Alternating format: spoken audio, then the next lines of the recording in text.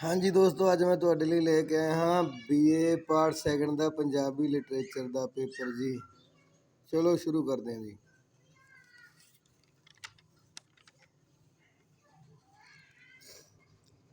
भाग हुआ जी। कादरे यार दे किस्से का नायक कौन है? तो इसके किस्से का नायक है जी पूर्ण भगत। सैकंड कपाल क्रिया तो की भाव है? तो मुरदे नूं साड़न समय उसकी खोपड़ी में उसी बांस नाल ठकोरदे हैं, उसनूं कपाल क्रिया कहा जाता है। शाह मुहम्मद एक सरकार बाਝੋਂ फौजा जित के अंत ਨੂੰ ਹਾਰੀਆਂ ने विच सरकार तो की भाव है? तो सरकार शब्द का अर्थ है जी महाराजा रणजीत सिंह। भारतीय काव्य शास्त्री ने किस रस ਨੂੰ रसराज की उपाधि दी है? तो यह जी ਸ਼ਿੰਗਾਰ रस ਨੂੰ। मध्यकाल के पंजाबी साहित्य में किस नवी ਸਾਹਿਤਕ ਕਾਵਧਾਰਾ का आरंभ होया? किस्सा कावधारा का होया सीगा जी।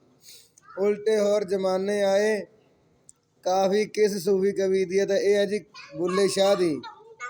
रंगमंच का नाटक में की महत्व है? तो नाटक नूं रंगमंच द्वारा ही पेश किया जाता है। रंगमंच नाटक का एक मुख्य अंग है। हाशम देश किसे सस्सी पुन्नू अनुसार सस्सी किस देश की रहने वाली सी? तो सस्सी भंबोर देश की रहने वाली सी। काव्य शैली तो तुहाडा की भाव है? काव्य शैली जी कवि के विचार, उसकी लेखन शैली, उसकी सोच, डूंघे मर्म, प्रभावशाली भाषा आदि ते आधारित होंदी है। अलावणियां गाउन की रस्म कदों की जाती? तो किसी के कोई जवान मुंडे कुड़ी की मौत हो जाए ना, या जवान बंदे की उसकी मौत के समय अलावणियां गाईयां जांदियां हन। तो अगे भी कोई 5 प्रश्नों के उत्तर करने 200 शब्दों के विच, यानी कि 2-2 पेजां च। आ जी बहु अर्थक है जी, जिहदी थां बहुत शब्दों था एक शब्द ਉਹ ਥਾਂ जिथे पहलवान घोल करते हैं तो उसनूं कहते छिंज या अखाड़ा, जिथे पहलवान घोल करते हो। नैक्सट पति की विआही हुई दूजी पत्नी उसनूं कहते जी सौकन। ਉਹ धरती जिहड़ी रेतली होए उसनूं कहते बरानी। ਉਹ बोली जिहड़ी माँ के दुध नाल सिक्खी जावे उसनूं कहते माँ बोली या मात भाषा। ਪਹਿਲਾ जम्मिया होया मुंडा उसनूं कहते जेठा। जिस दे मापे मर जाण उसनूं कहते जतीम या अनाथ। चरखा कतन वालियां कुड़ियां दा इकट्ठ उसनूं कहते त्रिंजन। जिस दे कही गल दा कोई बिल्कुल असर ना हो उसनूं कहते लापरवाह या बेशर्म भी कहते भी। अगे जी अगेतर ला के 4 शब्द बनाओ, उप अगेतर ला के 4 शब्द बनाने तो इसके बन गए उपनाम, उपकार, उपराम, उपसार। अण अण लाउणा जी अणगिणत, अणगौलिया, अणहोंद, अणकही, अणसुणी, इस तरीके ने। उस तो बाद ने निर, निर्दा निर्माण, निरादर, निराकार, निर्लज।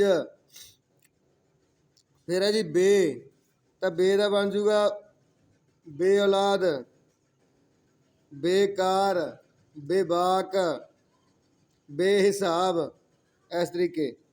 उस तो बाद पिछेत्र लगा के शब्द बनाओ। हार पिछेत्र यानी कि शब्द के पिछे लाना है। तो हार तो बनेगा सालेहार, गंडनहार, बख्शनहार, भूलनहार। उस तो बाद है दानी, दानी यानी कि सुरमेदानी, महादानी, सरबंसदानी, कलमदानी, मच्छरदानी। उस तो बाद है नी, जिवें कंगनी, बलनी, चरनी, तरनी, इस तरीके। उस तो बाद है खौर, तो बदलाखोर, हरामखोर, घूसखोर, आदमखोर, ऐ शब्द बनाने सीगे। उस तो बाद जी वाकां दे वचन बदलो। तो जो वाकां दे वचन बदलण की गल है तो पूरे दे पूरे वाक नूं ही बदलिया जाता है, एक वचन तो बहुवचन। घोड़ा भज्या जा रहा है तो इसनूं लिखांगे घोड़े भज्जे जा रहे हैं। उच्ची इमारत दूरों दिसदी है, इसनूं लिखांगे उच्चियां इमारतां दूरों दिसदियां हन। रूड़ी उत्ते मुर्गा बोलदा तो रूड़ियां उत्ते मुर्गे बोलदे हन। काला कुत्ता दौड़दा है, इसका लिखांगे काले कुत्ते दौड़ते हैं। मां छत उत्ते कपड़े सुका रही है तो इसका लिखांगे मावां छत्तां उत्ते कपड़ियां नूं सुका रही हैं। डाकू डब्बा ते तिजोरी तोड़ के लै गया, इसनूं लिखांगे डाकू डब्बे अते तिजोरियां तोड़ के लै गए। कच्चा आलू स्वाद नहीं लगता, इसका लिखेंगे जी कच्चे आलू स्वाद नहीं लगते। मेरी भैन डॉक्टर है तो इसका लिखेंगे मेरियां भैनां डॉक्टर हन। उस तो बाद जी वाकां दे लिंग बदलने हैं। शेर ते मोर ते शेर मित्र हन, तो इसका लिखांगे मोर नूं मोरनी बना देंगे, शेर नूं शेरनी। मोरनी ते शेरनी मित्र तो बन जूगा सहेलियां हन। मेरी दादी सरपंच नहीं है, इसका बनेगा मेरा दादा सरपंच है।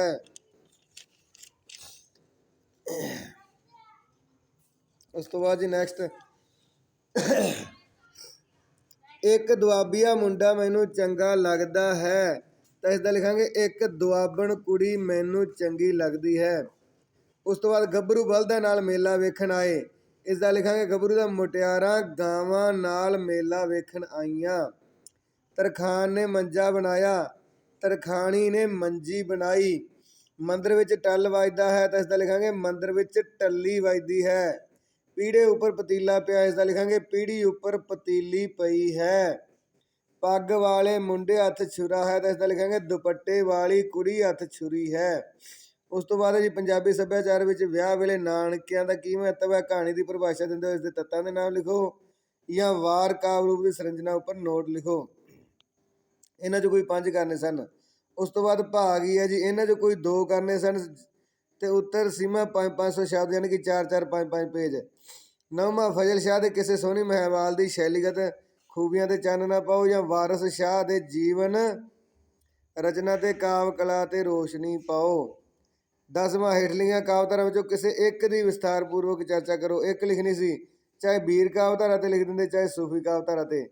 11ਵਾਂ ਪੰਜਾਬੀ ਸੱਭਿਆਚਾਰ ਸਮੇਂ ਮੌਤ ਦੀਆਂ ਰਸਮਾਂ ਬਾਰੇ ਵਿਸਤਾਰਪੂਰਵਕ ਜਾਣਕਾਰੀ ਦਿਓ। ਤੇ ਮੌਤ ਦੀਆਂ ਰਸਮਾਂ ਹੁੰਦੀਆਂ ਜਿਹੜੀਆਂ ਫੁੱਲ ਚੁਗਣਾ, ਸੰਸਕਾਰ ਕਰਨਾ, ਠੀਕ ਹੈ ਜੀ, ਦੁਸਹਿਰਾ ਕਰਨਾ, ਉਹਦੇ ਬਾਰੇ ਲਿਖਣਾ ਸੀ। ਉਸ ਤੋਂ ਬਾਅਦ ਇਕਾਂਗੀ ਦੀ ਪਰਿਭਾਸ਼ਾ ਦਿੰਦੇ ਹੋਏ ਇਸ ਦੇ ਤੱਤਾਂ ਦਾ ਵਿਸਤਾਰ ਨਾਲ ਵਰਣਨ ਕਰੋ। ਤਾਂ ਇਕਾਂਗੀ ਦਾ ਕੀ ਹੁੰਦਾ ਜੀ, ਸਭ ਤੋਂ ਪਹਿਲਾਂ ਇਕਾਂਗੀ ਦਾ ਜੋ ਪਲਾਟ ਜਾਂ ਗੋਨ ਹੁੰਦੀ ਹੈ ਉਹਦਾ ਮੁੱਖ ਵਿਸ਼ਾ ਹੁੰਦਾ ਹੈ, ਵਿਸ਼ਾ ਵਸਤੂ। ਉਸ ਤੋਂ ਬਾਅਦ ਕਥਾਨਕ, ਠੀਕ ਹੈ ਜੀ, ਕਥਾਨਕ ਤੋਂ ਬਾਅਦ ਪਾਤਰ ਉਸਾਰੀ, ਵਾਰਤਾਲਾਪ, ਦੇਸ਼ ਕਾਲ ਅਤੇ ਵਾਤਾਵਰਨ, ਉਦੇਸ਼ ਤੇ ਰੰਗਮੰਚ, ਇਹ ਤੱਤ ਹੁੰਦੇ, ਇਹਨਾਂ ਦਾ ਵਿਸਤਾਰ ਨਾਲ ਚਰਚਾ ਕਰਨੀ ਸੀ। ਇਹ ਹੋਇਆ ਜੀ ਤੁਹਾਡਾ BA ਪਾਰਟ ਸੈਕਿੰਡ ਦਾ ਪੇਪਰ ਸੈਕਿੰਡ ਪੂਰਾ ਜੀ। ਆਈ ਹੋਪ ਤੁਹਾਨੂੰ ਬਹੁਤ ਚੰਗਾ ਲੱਗਿਆ ਹੋਵੇਗਾ। ਤਾਂ ਲਾਈਕ, ਸਬਸਕ੍ਰਾਈਬ ਤੇ ਸ਼ੇਅਰ ਜ਼ਰੂਰ ਕਰਿਆ ਕਰੋ ਜੀ। ਵੱਧ ਤੋਂ ਵੱਧ ਲਾਈਕ ਕਮੈਂਟ ਕਰਿਆ ਕਰੋ ਤਾਂ ਕਿ ਵੀਡੀਓ ਦੀ ਅਪਰੋਚ ਸਭ ਤੋਂ ਜ਼ਿਆਦਾ ਹੋ ਜਾਵੇ। ਓਕੇ ਜੀ, ਥੈਂਕ ਯੂ।